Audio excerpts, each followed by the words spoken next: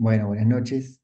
Muchísimas gracias, Jorge, por la presentación, por la invitación a participar y a formar parte del equipo docente de Cayudi, al doctor Felipe Giraldo, que me abrió estas puertas y me contactó con ustedes. Eh, Así que bueno, sin más, más que agradecido. Y la idea de esto, como estuvimos charlando, es que sea lo más dinámico posible. Ahí tienen el chat para ir comentando, haciendo preguntas, para que después al final de la clase las podamos ir resolviendo. Y bueno, mi mejor predisposición para todos después para compartirles la bibliografía o lo que necesiten, o despejar algunas dudas que a veces a uno en el momento de la clase no le surgen, y después cuando comienza la práctica recuerdan, uy, qué dijo o qué hay que hacer acá o allá, así que van a tener ahí, bueno, mis contactos para escribirme por las redes o, bueno, el celular después lo paso, no lo puse ahí. Pero bueno, así que bueno, sin más, le damos comienzo a la clase. ¿Les parece? Adelante, Vamos. doctor. Rapidito les Bueno, indico, esta clase está siendo grabada, colegas. Vamos a compartir con ustedes los accesos, así que sin preocupaciones, atentos a la presentación. Adelante, doctor. bueno, como bien presentaste, Jorge, hay gente de distintos niveles, así que vamos a arrancar desde lo más básico, eh, desde qué es la ecografía, ¿sí? Cómo llega desde una onda de ultrasonido a cómo se llega a generar la imagen. Vamos a tratar de hacerlo de la forma más dinámica para que nadie se me duerma a esta hora en Latinoamérica. Así que bueno, vamos, vamos a ir avanzando. Bien. A ver, lo primero que tenemos que saber es que la onda ultrasonido es una onda mecánica sonora, no audible para el humano, no invasiva y nos permite, en este caso de ecografía, cuando es recogida la imagen por el receptor del transductor, genera una imagen, ¿sí? A partir del sonido. Hay otro tipo de ultrasonido que es terapéutico, pero que obviamente no lo vamos a abordar en esta charla. Nuestro elemento de utilidad es el transductor. Hay distintos tipos de transductores a grandes rasgos. Tenemos los de baja frecuencia, como el transductor este que se llama convex, que nos da una profundidad mayor, pero nos quita una resolución espacial en los tejidos superficiales. Y después tenemos transductores de mayor frecuencia, como puede ser este lineal, que es el que actualmente viene con los ecógrafos, o este que es un poco más específico de músculo esquelético, que se llama en palo de golf o de hockey, y este tiene una resolución de hasta 24 MHz, nos da un detalle exquisito prácticamente del tejido superficial. Hoy en día, cuando decimos ecografía, es distinta a la ecografía inicial, es una ecografía compuesta. Ya los transductores vienen equipados con la capacidad de emitir múltiples señales de ultrasonido en distintas direcciones y de todo ese resultado generan una única imagen. ¿Sí? Entonces, fíjense, por ejemplo, en este caso, cómo comparan cómo es un único onda de sonido y cómo cuando se hace la imagen compuesta se mejora aún más la definición. Y podemos ver ya en este otro, con un equipo de mayor gama, cómo podemos ver la estructura de un nervio. Fíjense desde la imagen inicial, cómo llegamos a una imagen de mayor calidad. Cuando nos sentamos frente al ecógrafo, tenemos un montón de botones. Hoy en día a ese término se le da novología, es decir, el conocimiento de algunas características del ecógrafo. Les traje las principales, como para arrancar, y después a medida que vayan surgiendo preguntas o vayan avanzando en los distintos modulares, seguramente vamos a ir profundizando. Cuando uno se sienta y ve el equipo, parece una nave espacial, ve un montón de botones y después de ahí hay que empezar a discernir cuál toco, cuál muevo para mejorar y llegar a la imagen que uno quiere obtener. Lo primero que en mi práctica corrijo es la ganancia. Por un lado tenemos la ganancia compuesta, ¿sí? O la compensación de ganancia total, que son estas barritas que están lateral, o la ganancia general, que generalmente viene en el 2D, y uno gira la perilla y aumenta toda la ganancia de la imagen. ¿Cómo vemos esto? Esto se ve así.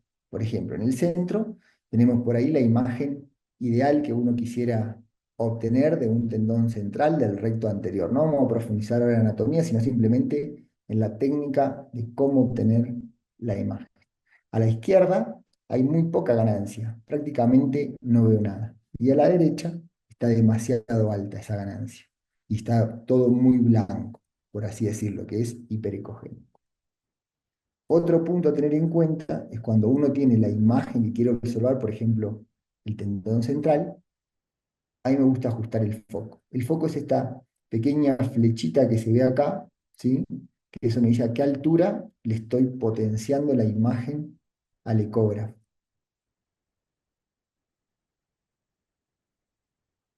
La profundidad. La profundidad hay que hacer la diferencia con el zoom. Y ahora vamos a ver cuál es.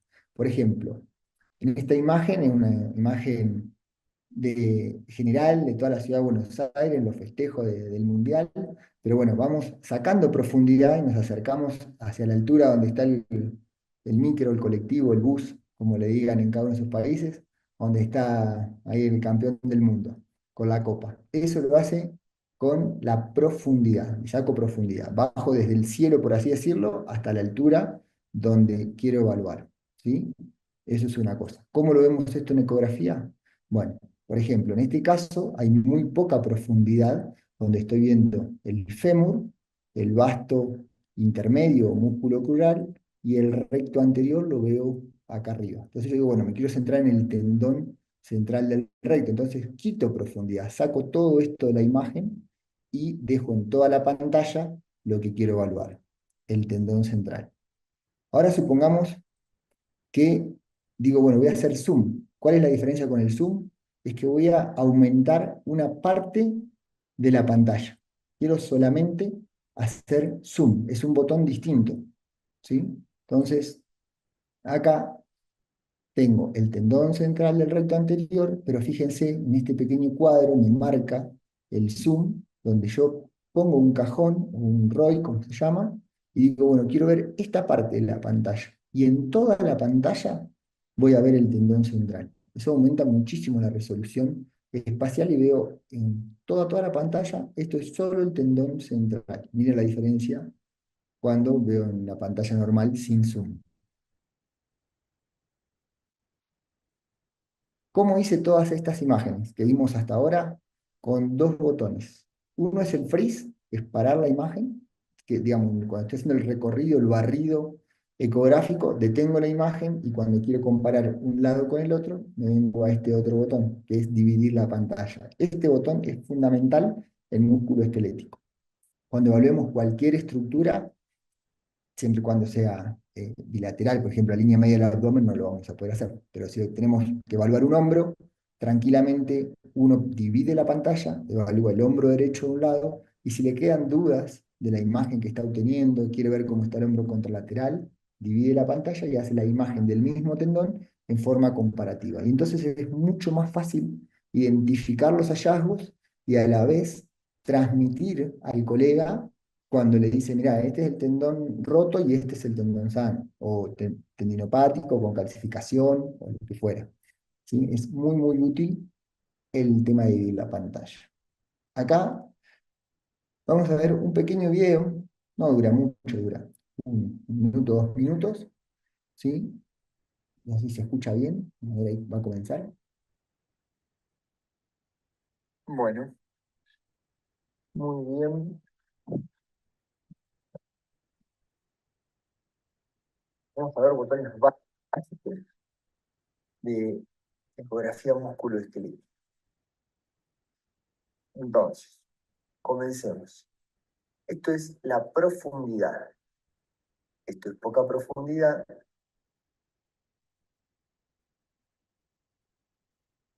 Eso es dividir la pantalla. Y acá le damos, perdón, la anterior era mucha profundidad, fíjense que vemos hasta el fémur. Y ahora le quito profundidad y focalizo en lo que es el recto anterior. Este es el botón de profundidad.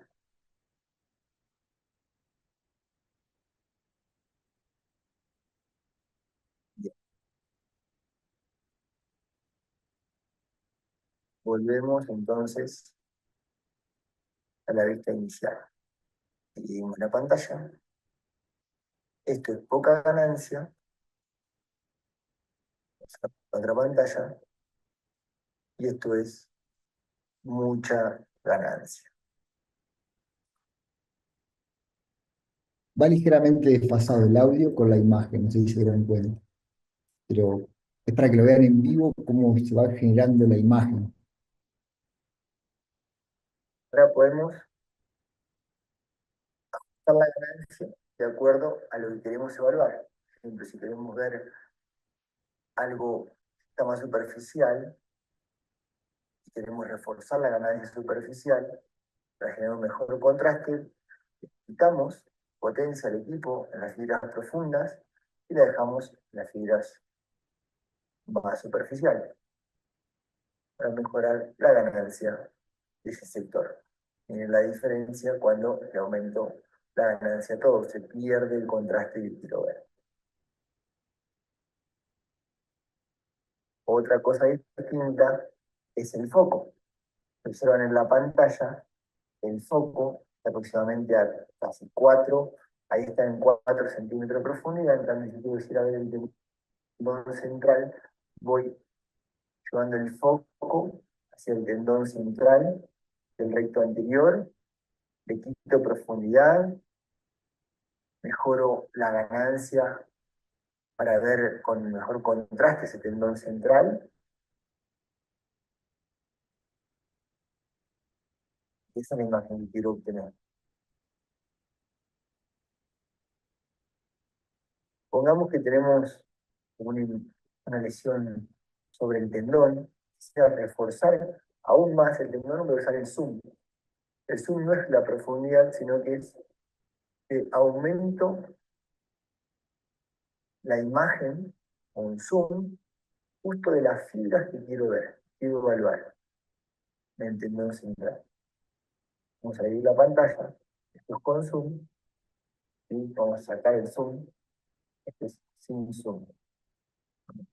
En la pantalla izquierda veo casi toda la pantalla del tendón central, y en la otra veo todo el músculo y el tendón central en el medio.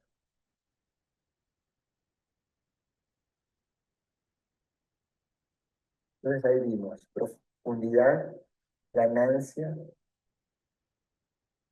ganancia sectorial, foco y zoom.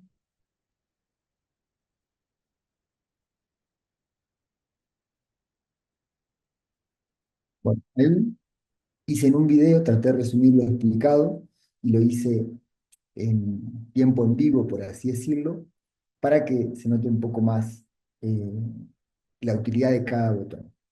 Pues al final, si quedan dudas, me preguntan con respecto a eso. Ahora vamos a la dirección de los haces de ultrasonido que les explicaba al principio. Hoy en día la imagen es compuesta y hay múltiples haces, pero a pesar de eso, se pueden generar imágenes de anisotropía, ¿sí? Por ejemplo, aquí estamos viendo estas fibras del tendón están negras. Y uno, cuando comienza, le dicen que cuando el tendón está hipoecogénico, que se vea negro, es un área de tendinosis. Pero ¿qué pasa? Que en realidad esto es un artificio, un artefacto, esto es anisotropía. Entonces, al angular el STIR la dirección de los haces de ultrasonido, fíjense cómo estas fibras se vuelven del color normal. ¿Sí? Entonces hay que tener mucho cuidado con este artificio que es la anisotropía.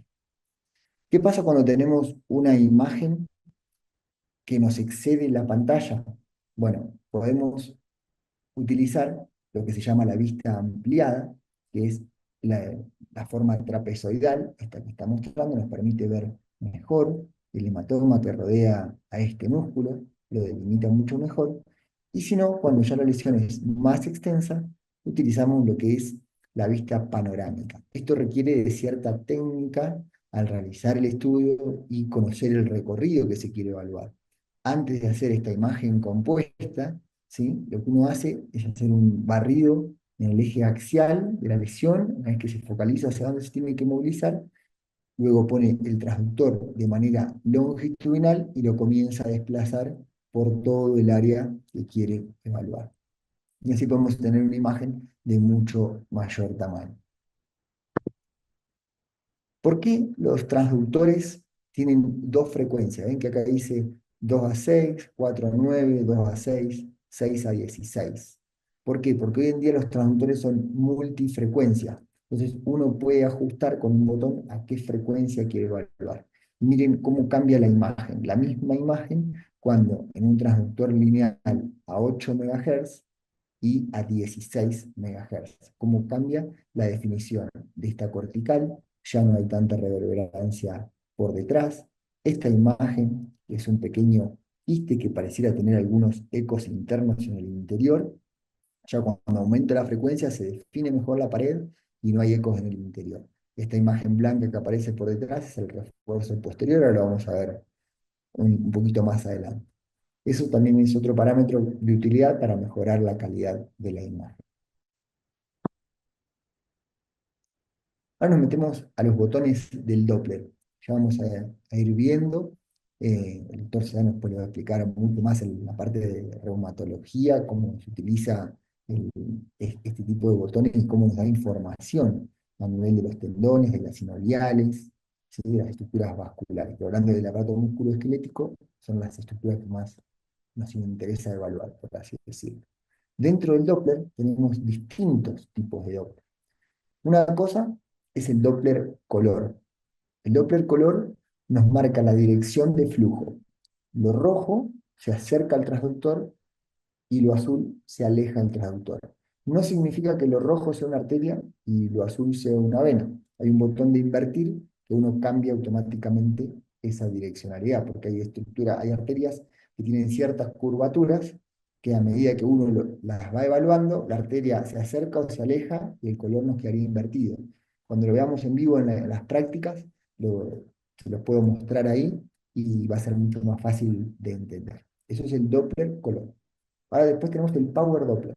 El Power Doppler se utiliza para evaluar pequeña vasculatura, donde ya son tan pequeñas que a veces no es posible discernir hacia qué lado van, sino que simplemente yo quiero demostrar que hay vasos de neoformación, en este caso una tenosinovitis. Entonces esto nos marca que hay flujo, que hay algo que se está moviendo en esa zona. Es muy sensible a los movimientos, requiere de que uno se mantenga quieto en la posición que quiere evaluar, porque a medida que se mueve, toda la pantalla se genera un artefacto por el mismo movimiento. Y otra cosa es el Doppler pulsado, que esto nos pone un caliper, ¿sí? Dentro de la estructura que queremos evaluar, hay que darle el ángulo correcto, etcétera, etcétera, para que tome una medida y nos marca a qué velocidad se está moviendo el líquido que estamos evaluando. Ya pasando a una aplicación un poco más compleja, la elastografía, pero que se va a ver en los distintos modulares del curso, tenemos dos tipos de elastografía que se utilizan con el ecógrafo. Una es el V-shear o shear wave y la otra es por strain, es por compresión. ¿Cuál es la diferencia entre una y otra?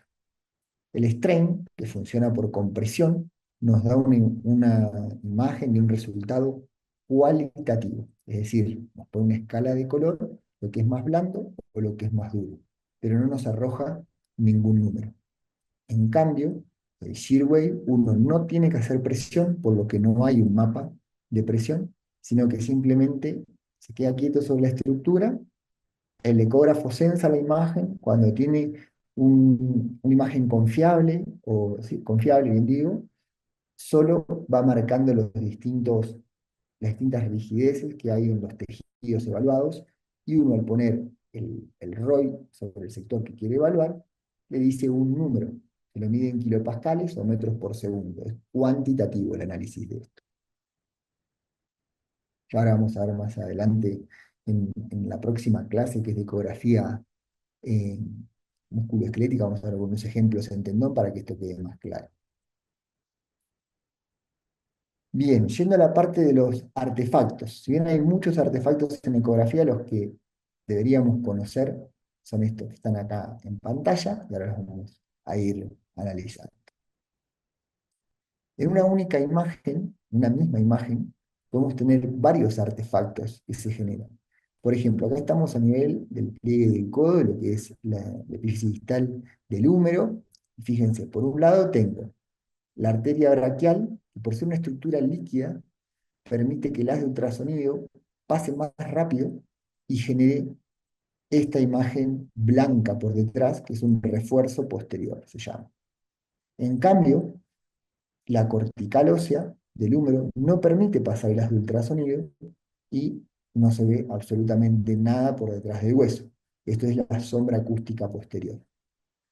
Y miren este músculo, acá en este caso es el braquial, el braquio radial, casi no se ve el músculo. ¿Por qué? Porque eso es anisotropía. El haz de ultrasonido incide en forma diagonal, no perpendicular como el braquial anterior, y este músculo se ve completamente negro.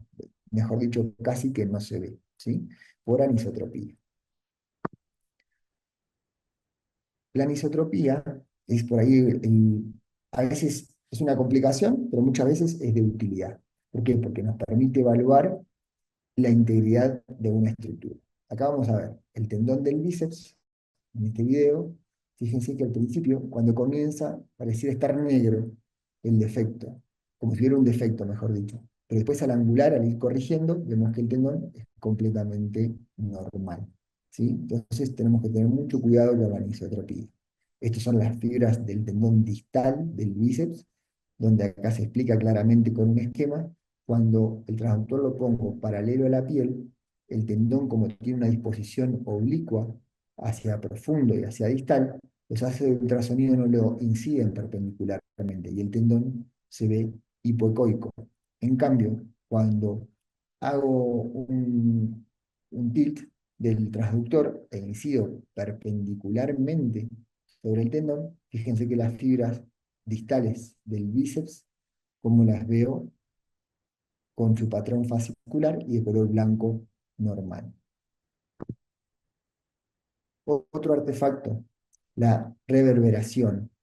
¿Qué es la reverberación? Es el rebote del haz de ultrasonido. Pasa el ultrasonido y cuando está por volver al ecógrafo, en este caso más obvio, es cuando golpea sobre la aguja. Entonces el sonido se vuelve a ir hacia profundidad y vuelve. Y así se genera esta imagen. Es una reverberación. A veces puede pasar con las estructuras rígidas como el hueso. Acá ya lo habíamos dicho antes, la sombra acústica posterior, uno de los casos más típicos cuando una colelitiasis, ¿sí? Como se hace claro, la sombra acústica posterior. Después de un cálculo de calcio dentro de la vesícula, no se ve absolutamente nada por detrás. Sombra acústica. En los tendones, muchos de ellos son redondeados. Tenemos que tener cuidado con estos artefactos de borde que se generan, porque al tener una curvatura, el ultrasonido no rebota hacia el transductor, sino que se va hacia afuera y se pierde esa imagen. ¿Sí? Es una distorsión del ultrasonido. Se llama artefacto de borde.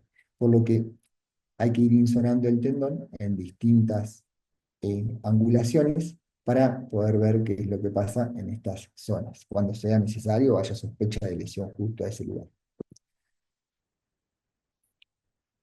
Bien, refuerzo posterior, ya lo habíamos explicado previamente. Como conclusiones de la parte básica del ultrasonido, de la física y la botonería, ya vimos qué es el ultrasonido, cuáles son las nuevas tecnologías que aplican la mayoría de los ecógrafos que tenemos hoy en día, un poco de botonería general, qué aplicaciones nos da el ecógrafo y con los artefactos que tenemos que tener cuidado a la hora de analizar las imágenes. Y bueno, espero que estén ahí. No sé si hay algunas preguntas.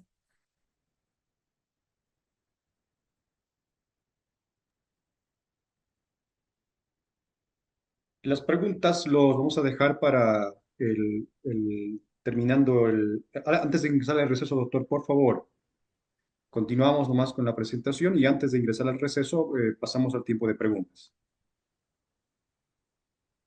Listo. Bien. Ahora vamos entonces con la segunda presentación, que es un poco más extensa. Tengo que dejar de compartir esta pantalla.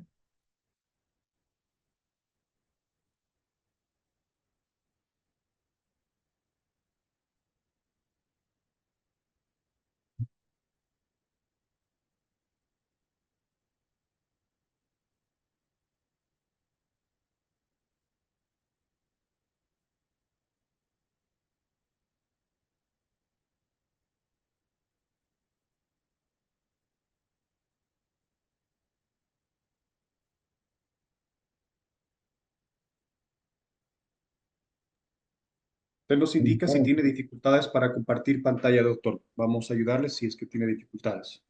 ok.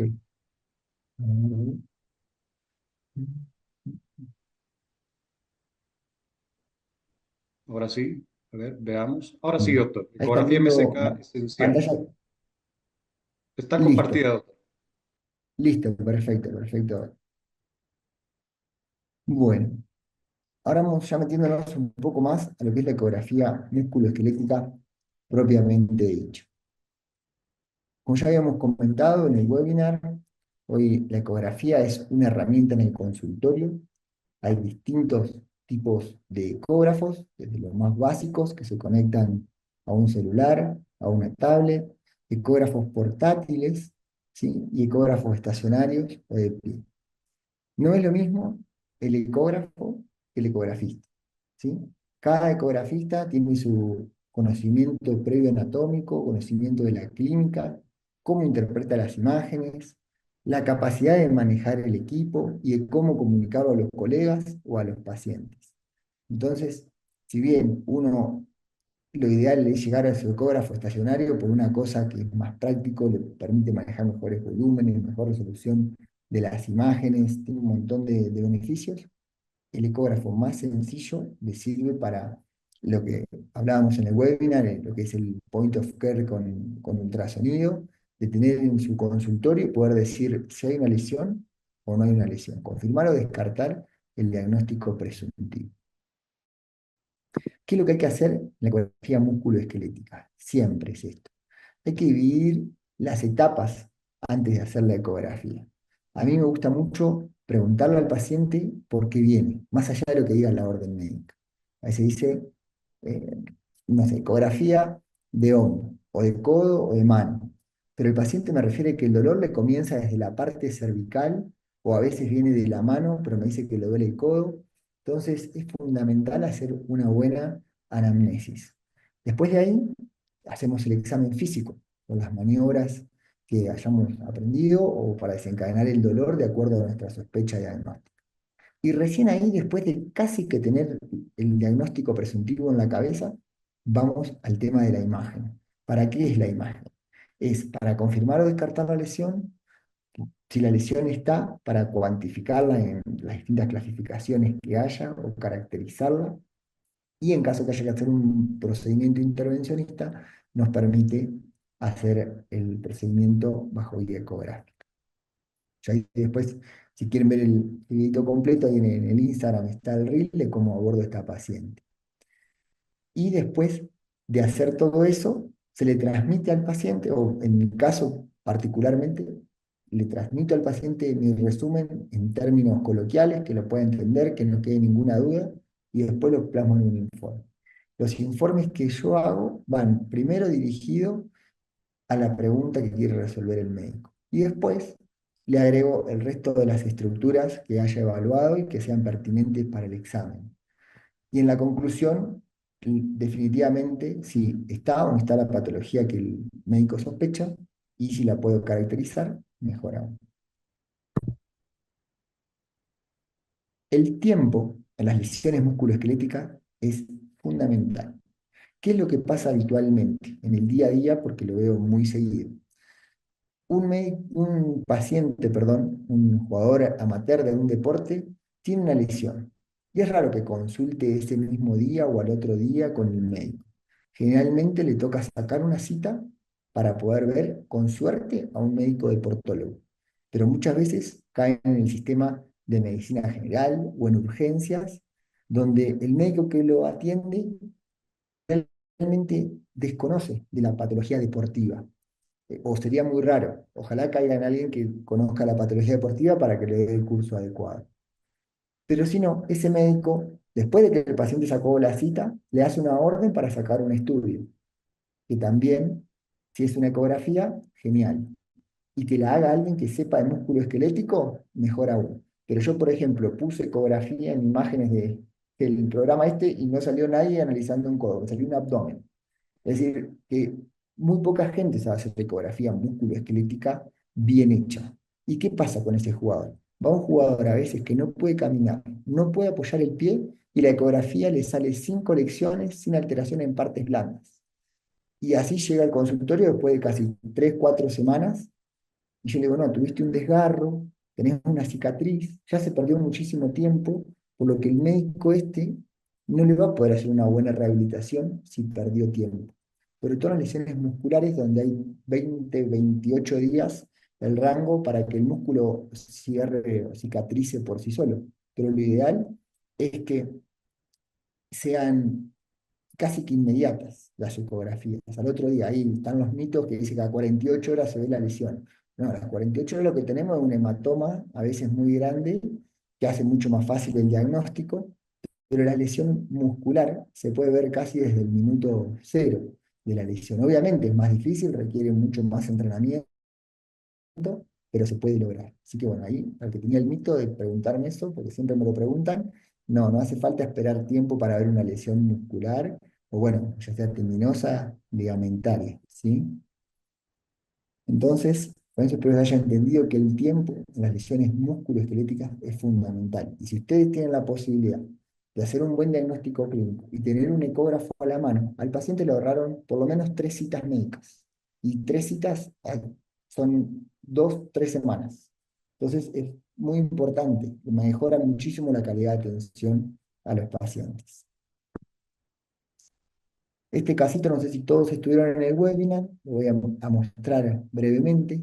Este es un Este mismo paciente, paciente, que me quedó el audio vamos a ver un prendido. video en la región inguinal izquierda. Fíjense cómo abomba la fascia transversalis, el tejido graso properitoneal, es coincidente con el sitio doloroso referido por el paciente. Si bien el video no me lo deja mostrar, es una imagen estática, esta es la imagen de protrusión del tejido properitoneal y esta es de estructuras vasculares, las que vemos sobre el lado el lateral de la pantalla, son los vasos epigástricos, estos que les voy a marcar acá, son los vasos epigástricos, ¿sí? Y lo que protruye medial a los vasos epigástricos es una hernia directa, por lo que este paciente tiene una hernia directa. Comparativamente, con maniobras de Valsalva, vamos a ver cómo se ven el lado derecho. Dice que al paciente le hago hacer maniobras de Valsalva y no hay ninguna protrusión de tejido properitoneal.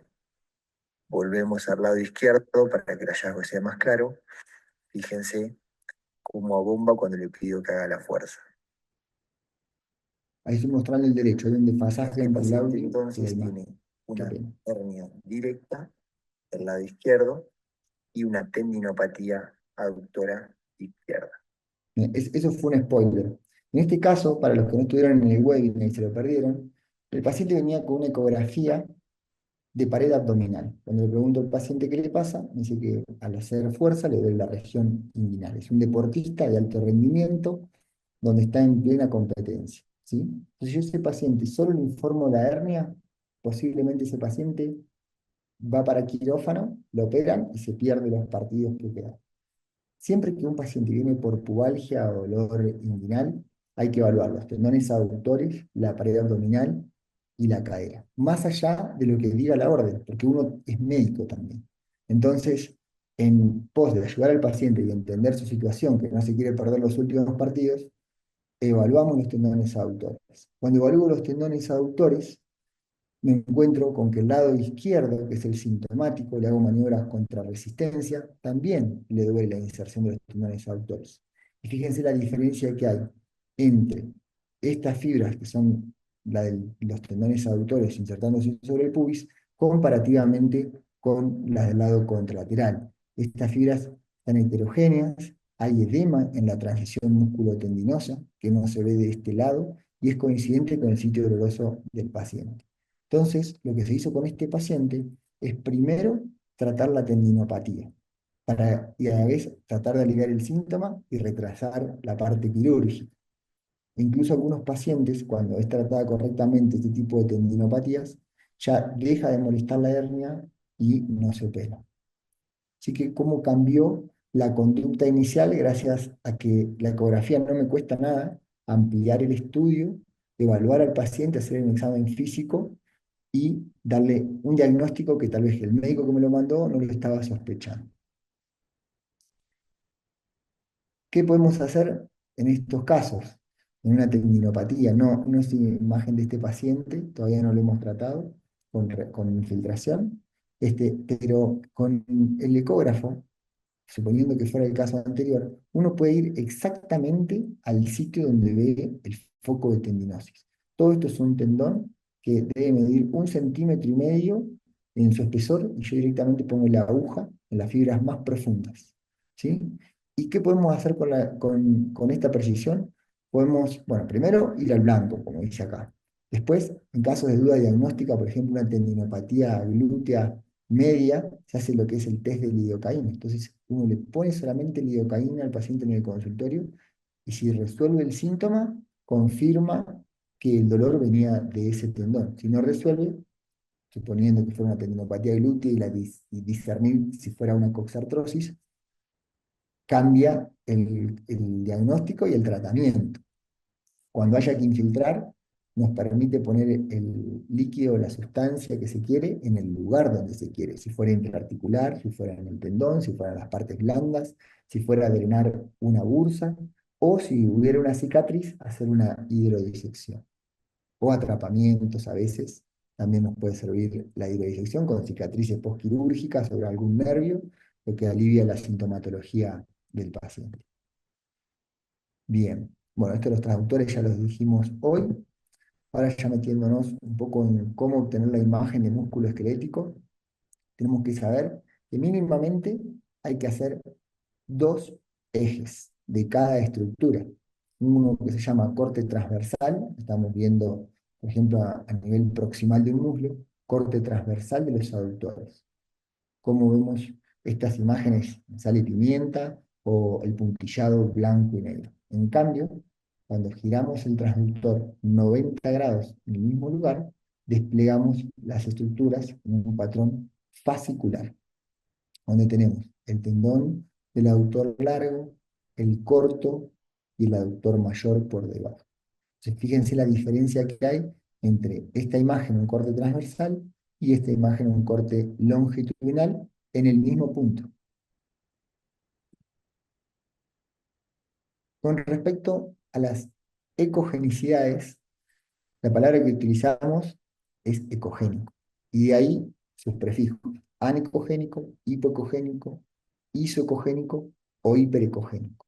Esto es con respecto al resto de las estructuras, ¿no? Por ejemplo, acá tenemos un quiste donde el líquido en su interior es anecogénico. El hueso es hiperecogénico y no nos permite pasar el ultrasonido. Lo que está por detrás es una sombra acústica posterior. Acá vemos las fibras proximales de un ligamento colateral medial, donde es isoecogénico con el tejido celular subcutáneo, pero yo digo que las fibras proximales del ligamento colateral medial de la rodilla contralateral es hipoecogénico con respecto a este. Está engrosado, heterogéneo e hipoecogénico. Este paciente tuvo una rotura parcial de este ligamento. Y fíjense cómo veo este mismo ligamento en un corte transversal, engrosado, aumentado de tamaño, comparativamente con el sano. ¿Sí? Miren cómo cambia cuando uno va comparando, como les decía, dividiendo la pantalla, se hace mucho más claro el hallazgo, que si uno solo evalúa la rodilla que pide la orden, porque a veces viene ecografía de rodilla izquierda, y si uno no va y compara, a veces le queda la duda, sobre todo cuando son pacientes añosos o tienen osteoartrosis de rodilla. Entonces, bueno, va, compara y se hace mucho más claro. Obviamente que la paciente había tenido un episodio de inestabilidad, tenía un cajón, un bostezo, perdón, interno positivo, leve, pero lo tenía y le dolía esa zona. Entonces son un montón de factores. Uno no hace diagnóstico solo con la imagen, sino que la imagen es un apoyo o un complemento de la sospecha diagnóstica. Bien, ahora metiéndonos un poco en las estructuras que vamos a ir viendo en la ecografía musculoesquelética. Vamos a comenzar con el tejido celular subcutáneo.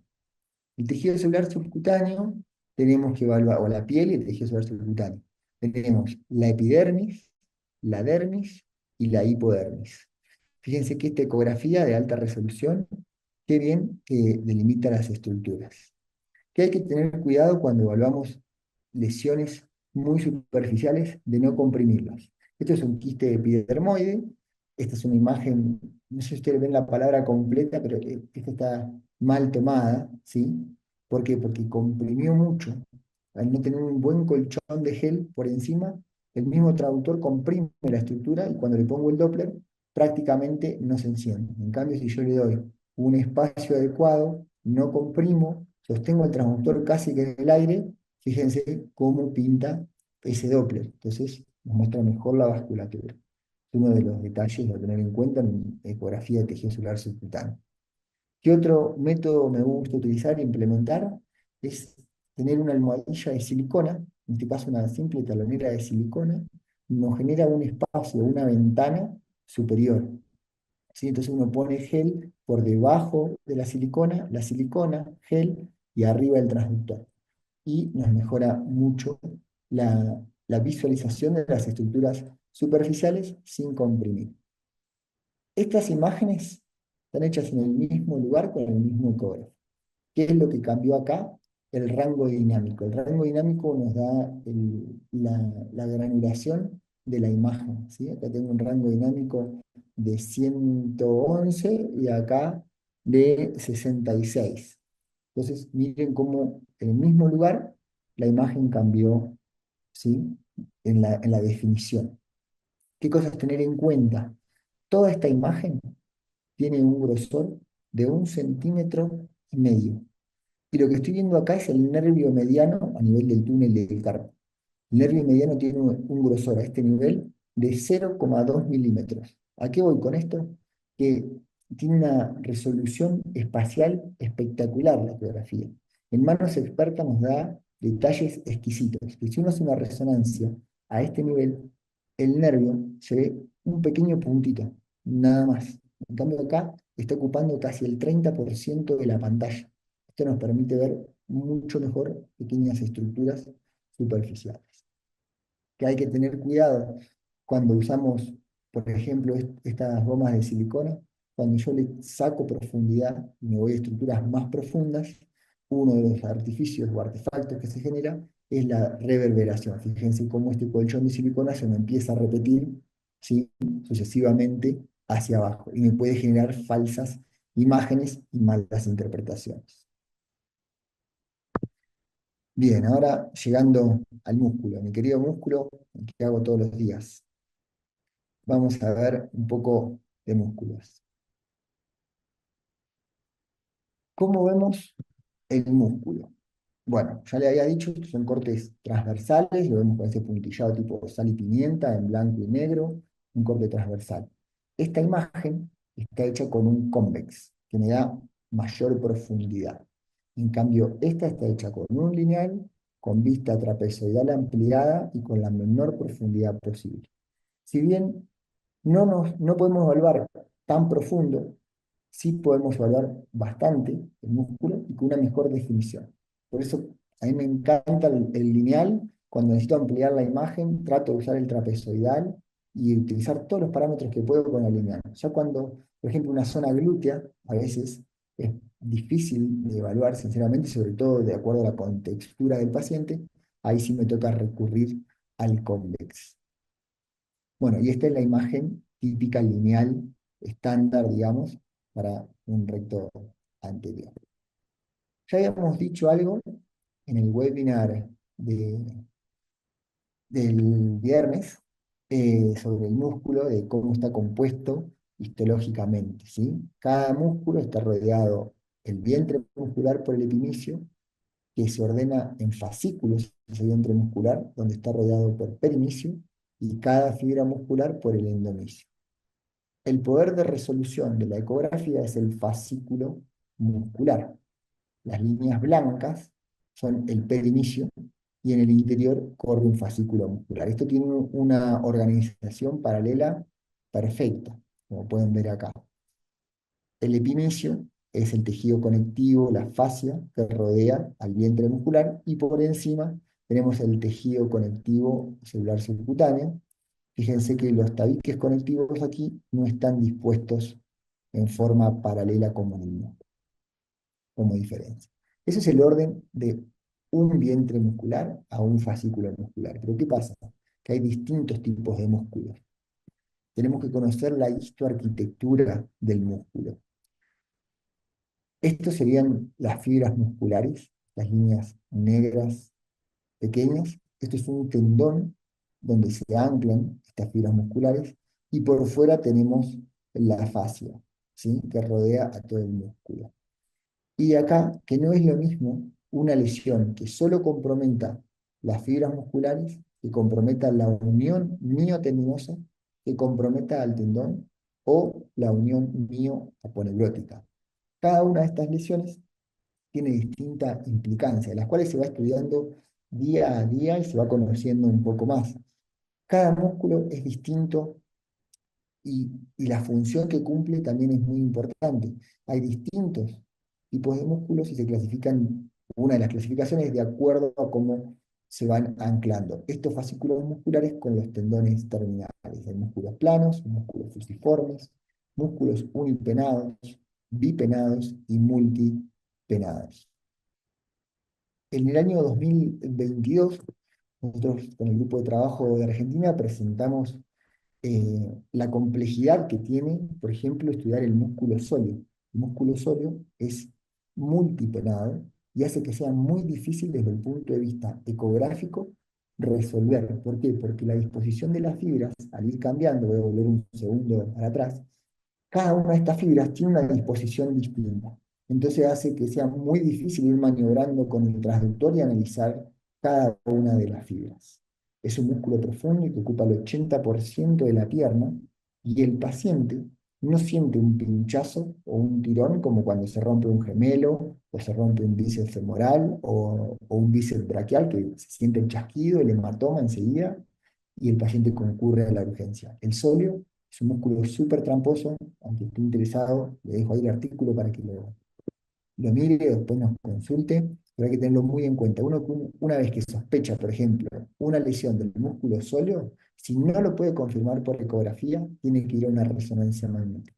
Un diagnóstico frecuente que se puede hacer con sospecha de lesión del sóleo es una fractura por estrés de la tibia, o en pacientes mayores puede ser una trombosis profunda venosa. Pero bueno, uno tiene que tener bastante clara la clínica y preguntarle y repreguntarle cómo surgió ese dolor o cuánto tiempo hace que lo acarrea. Bien, ahora pasemos a otro mundo, los tendones. En los tendones, si bien es importante conocer la arquitectura y la histoarquitectura, como ya contamos en el webinar, no quiero ser reiterativo, tienen un orden fascicular, los tendones están cada fascículo tendinoso está vuelto por el endotenon y el tendón en su totalidad por el epiteno. Tenemos tendones tipo 2 que atraviesan túneles osteofibrosos, múltiples articulaciones, están envueltos en una vaina tendinosa, ¿sí? Y acá les muestro, por ejemplo, una tenosinovitis de Kerbein con un engrosamiento de la vaina y el tabique que separa el aductor corto el aductor corto y el aductor largo y el extensor corto del pulgar, perdón, me enredé. Y entonces, comparativamente, se hace mucho más claro el hallazgo en esta tenosinovitis de Kerbein. Acá tenemos un quiste, una polea A1 de un tendón, ¿sí? Pero que no genera signos de engatillamiento. Por otro lado, tenemos los tendones tipo 1, que son los tendones monoarticulares que soportan grandes pesos, como un tendón rotuliano, donde mostramos una tendinopatía proximal con cambios entesopáticos a nivel del polo de la rótula, del polo inferior de la rótula, y signos de neovascularización de ese tendón. Lo más importante que toda esta descripción, me interesa que conozcan a esta persona y a lo que es la teoría del modelo continuo del tendón. Porque si no hay dolor, ¿sí? Como pueden ver acá, no significa que el tendón esté dañado, no de acuerdo si vemos la histoarquitectura alterada. Pueden coexistir las cosas o no. El tendón, una vez que sufre, se va degenerando. ¿sí? Hay una tendinopatía degenerativa. No se dice tendinitis, no hay inflamación. Ya se vio que histológicamente no hay células inflamatorias dentro de los tendones, sino lo que sucede es que el tendón, cuando se aumenta la carga, ya sea por volumen de entrenamiento o por sobreesfuerzo o lo que fuera, el tendón reacciona, es una tendinopatía reactiva, reacciona generando y sintetizando matriz extracelular. Y el tendón aumenta de tamaño, ¿sí? Entonces el tendón se hace más gordo, se engruesa, y ahí se va cambiando. ¿Qué pasa cuando el paciente hace una buena rehabilitación? Ese tendón no se va a achicar, va a quedar degenerado, ¿sí? Entonces queda un tendón tendinopático. Pero si el paciente no pierde la función porque le permite hacer su actividad, no manifiesta dolor, el tendón ya se adaptó, tiene una nueva forma que le permite adaptarse a la carga que se le está dando. Entonces, eso es muy importante entenderlo. Espero que se haya entendido. No me preguntan después. Bien, acá les traigo un ejemplo. Estos son mis tendones. Tengo un tendón de Aquiles operado, ¿sí? Todo esto es el tendón de Aquiles, ¿sí? De la pierna izquierda. Y miren comparativamente, en el mismo lugar, el tendón de Aquiles derecho, sin cambiar ningún parámetro del ecógrafo, el grosor que tiene. Este tendón ya está mucho más grueso. Fíjense que estoy a nivel del maléolo posterior de la tibia y el astrágalo. Estoy casi al mismo nivel mostrando la imagen. Y acá utilizo la elastografía para mostrarles esto. Miren la rigidez que tiene este tendón operado, donde está completamente azul, que es lo más rígido, y comparativamente con el tendón sano, que está casi todo verde. Ninguno de los dos tendones me duele, puedo jugar al fútbol, no me genera ninguna molestia. Esto pasó ya hace 5 años, 6 años, pero sin embargo, si uno ve esta imagen del tendón de Aquiles engrosado, heterogéneo, puede que se asuste. Pero no, este tendón ya se adaptó. Y esto con elastografía strain, qué pena, no les dije, disculpen. Fíjense que la tensión que manejo está en la línea media, digamos, estoy generando una presión constante para que me genere una buena imagen, y lo mismo hago con este otro tendón. En cambio acá me vengo a la parte cuantitativa, el shear wave. Este es el tendón en corte transversal y este es el otro. Y hay casi el doble de metros por segundo. El tendón que está más rígido corre más rápido, digamos, la onda sonora, me genera 80 metros por segundo, mientras que el tendón sano, o hipotéticamente sano porque no me duele, no te genera ninguna disfunción, corre a 40 metros por segundo. Entonces, de ahí la importancia de entender que el tendón, una vez que se degenera, no vuelve a, a su estado normal, ¿sí? Pero es importante saber si al paciente le duele o le quita función. ¿Qué más podemos evaluar en los tendones? Bueno, el tema del Doppler, del Power Doppler. En los tendones es muy importante para ver los focos activos de tendinopatía reactiva. En este caso tenemos una tenosinovitis activa, fíjense el Power Doppler, cómo se enciende rodeando el tendón, es la misma imagen en corte transversal y corte longitudinal. Hay tenosinovitis con señal Doppler en la vasculatura de esa membrana sinovial. Y esto es un tendón de Aquiles, ¿sí? Donde hay vasos de neoformación, hay edema del paratenon que rodea y signos de vascularización a este nivel también.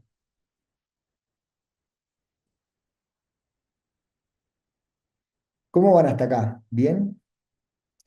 ¿Hay alguna duda al momento? Ya casi estamos culminando. Bien, vamos a los ligamentos. De los ligamentos tienen que saber que son estructuras estáticas, no se estiran, no se modifican como los tendones y los músculos, ¿sí? El ligamento, en este caso, le voy a mostrar un ejemplo de lo que es una banda anterior del ligamento colateral medial. Todo esto es el ligamento, ¿sí? Esta imagen ecogénica.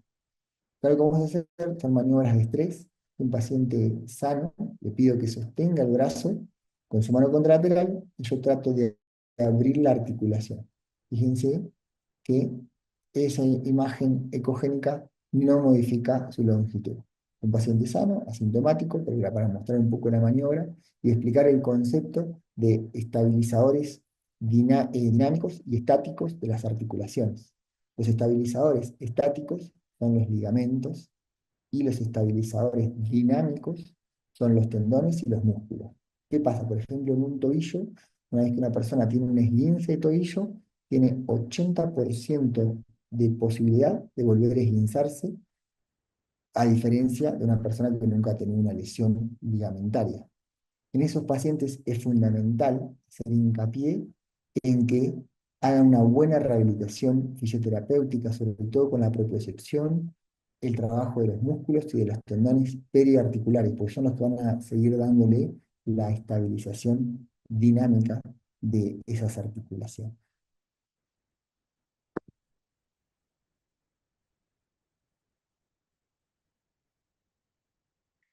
Bien, vamos con la parte de membranas sinoviales y cartílagos.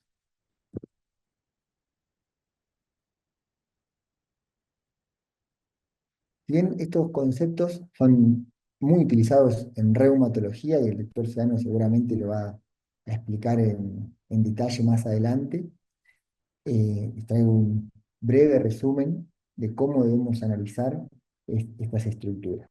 Por un lado tenemos lo que son las membranas sinoviales, que hay que decir si están hipertrofiadas o no, y por otro, si hay vasculatura Power Doppler o no en la estructura.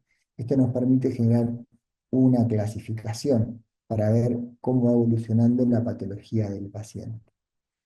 Acá estamos a nivel de una articulación metacarpofalángica sobre el sector dorsal y vemos una articulación normal, sin engrosamiento de la membrana sinovial. Ustedes comparan con esta otra, hay un ligero engrosamiento de la membrana sinovial que se extiende hacia el distal. Acá ya el engrosamiento es un poco mayor, se extiende hacia proximal, ¿sí? Y genera hay una leve indentación a nivel de la cápsula. Y esta otra ya, la hipertrofia claramente es notoria, y esto es un grado 3. Con respecto al Doppler, estas articulaciones, este paciente no tiene flujo Doppler, este tiene hasta 3 puntos del Doppler, este tiene más de 3 puntos, bueno, y este tiene claramente una señal Doppler intensa. Y a partir de estas dos combinaciones, lo que es la escala de grises y el Power Doppler de las articulaciones, se genera esta clasificación entre Deblar y Omerac, ¿sí? Que va a clasificar la evolución de las artritis. Con respecto al cartílago, ¿qué tenemos que conocer? El cartílago normal es una estructura anecoica o hipoecogénica, ¿sí? Que está adyacente a las corticales de las articulaciones sinoviales. Y acá, por ejemplo, podemos ver cómo tenemos el signo del doble contorno. Esto nos da casi que la certeza que es depósito de urato monozoico lo que hay sobre este cartílago, es un paciente con gota. En cambio, en este, la ecogenicidad que se genera dentro del cartílago nos hace sospechar de cristales de pirofosfato, lo que es pseudogota. Eso es la evaluación del cartílago por imagen. Después van a ir viendo en profundidad distintas lesiones. Esta parte es de sonoanatomía para ver las cosas normales, por así decirlo, con algunos ejemplos como vamos viendo. Y un pequeño vistazo a lo que son los nervios, ¿sí? Lo que es la ecografía de nervios periféricos, yo les diría que es otro mundo, es un concepto mucho más amplio, requiere una capacitación bastante profunda, hay muy pocos que, que analizan correctamente las estructuras nerviosas periféricas, pero bueno, interesante saberlo y tener unos conocimientos básicos para poder analizar. El nervio, ¿qué tenemos que saber del nervio? El nervio está la unidad funcional del nervio son los axones, los cuales están envueltos por el endoneuro. Se organizan en fascículos que están revestidos por el perineuro. Todo el nervio se envuelve en el epineuro y se comunica a través del mesoneuro con el tejido conectivo circundante. En un corte transversal, del nervio, lo vamos a ver con este típico imagen en panal de abeja, ¿sí? Y en un corte longitudinal, como se había mostrado previamente, a nivel del túnel del carpo, lo vemos como una imagen hipoecogénica con respecto a las estructuras adyacentes. En este caso les muestro una compresión a nivel del túnel del carpo, como este nervio está adelgazado, tortuoso, ¿sí? Comparativamente con el nervio mediano contralateral sano. Pues ya con el doctor Felipe irán viendo algunos ejercicios de neurodinamia, evaluando los nervios en los módulos siguientes. Acá les muestro cómo él moviliza el nervio mediano a nivel del antebrazo, fíjense dónde pone el transductor, y generando una flexoextensión del pulgar, se genera este movimiento del nervio mediano, el cual no muestra ningún atrapamiento en este caso. Bien, en conclusiones de la ecografía musculoesquelética, para mí es fundamental la parte del interrogatorio. Antes de apoyar el ecógrafo, uno tiene que saber qué es lo que va a ir a buscar, qué es lo que va a ir a ver, qué imagen quiere obtener y cómo lo quiere demostrar. Eso es importantísimo. Y para esto se puede apoyar en hacer imágenes comparativas y dinámicas y utilizar las distintas aplicaciones, ya sea el Doppler, la elastografía, ¿sí? Y bueno, tener en cuenta que todo este diagnóstico que hagamos termina mejorando el pronóstico del paciente. Si hacemos un diagnóstico certero, seguramente también podamos hacer un tratamiento certero, acortando los tiempos de resolución de las distintas lesiones. Bueno, sin más, muchas gracias.